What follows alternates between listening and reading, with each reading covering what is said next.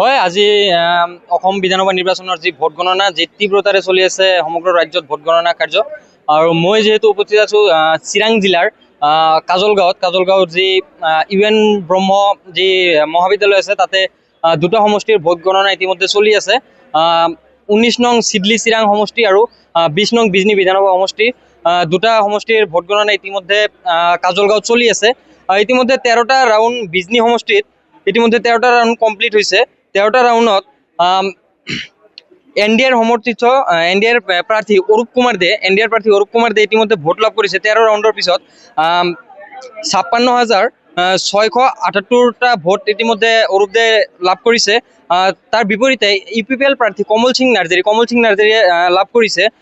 29,863টা vote তাৰ বিপৰীতে যি নিৰ্দলীয় প্ৰাৰ্থী এজন শক্তিশালী প্ৰাৰ্থী আছিল নিৰ্দলীয় খলিলুৰ ৰহমানে ইতিমধ্যে ভোট লাভ কৰিছে 9,234টা ভোট ইতিমধ্যে 13 ৰাউণ্ডৰ পিছত তেওঁ পাবলৈ সক্ষম হৈছে তাৰ পিছতে আছিল কংগ্ৰেছৰ যি প্ৰাৰ্থী আছিল ৰজত কান্তি শাহ ইতিমধ্যে ভোট লাভ কৰিছে 7,357 গৰাকী ডিম্বেশ্বৰ বড়ো আছিল তাৰ পিছতে ডিম্বেশ্বৰ বড়ো এজন শক্তিশালী যি কেণ্ডিডেট আছিল নিৰ্দলীয়ভাৱে তেওঁ ভোট লাভ কৰিছে ইতিমধ্যে 5,389টা ভোট ইতিমধ্যে লাভ কৰিছে তেনেকৈ নাছিৰুদ্দিন খান তেওঁ নিৰ্দলীয় হিচাপে তেওঁ ভোট লাভ কৰিছে মাত্ৰ 2,020টা ভোট ইতিমধ্যে লাভ কৰিবলৈ সক্ষম হৈছে এনেকৈ নৱহৰণীয়া জিএছপিৰ প্ৰাৰ্থী আছিল নৱহৰণীয়ে বিজনীৰ পৰা যি প্ৰতিদ্বন্দ্বিতা আগবঢ়াইছিল নৱহৰণীয়ে ইতিমধ্যে বিজনী সমষ্টিত ভোট লাভ কৰিছে 649টা 13টা ৰাউণ্ডৰ অন্তত এনেকৈ চলি আছে বিজনীৰ আৰু চিডলিৰ যি ভোট গণনা কাৰ্য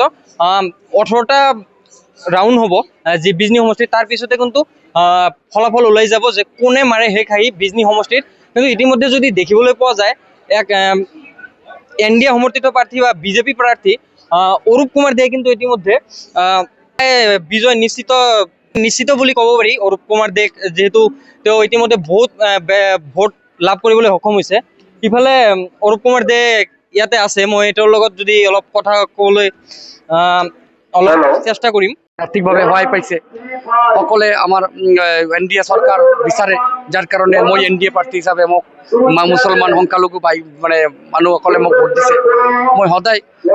প্ৰত্যেকটা জাতি ধৰ্মৰ মানুহক সন্মান কৰিম আগন্তুক দিনত কাম কৰি যাম ধন্যবাদ জনাইছে আছিল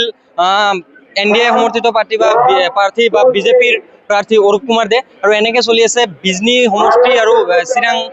চিডলি সমষ্টিৰ যি ভোট গণনা আৰু মাত্ৰ কেইটা ৰাউণ্ডে বাকী আছে যিহেতু 18টা ৰাউণ্ড হ'ব বিজনী সমষ্টিৰ 14টা ৰাউণ্ড ইতিমধ্যে কমপ্লিট হৈ গৈছে আৰু প্ৰায় বিজয় নিশ্চিত হৈছে বিজেপি প্ৰাৰ্থী অৰূপ কুমাৰ দেৰ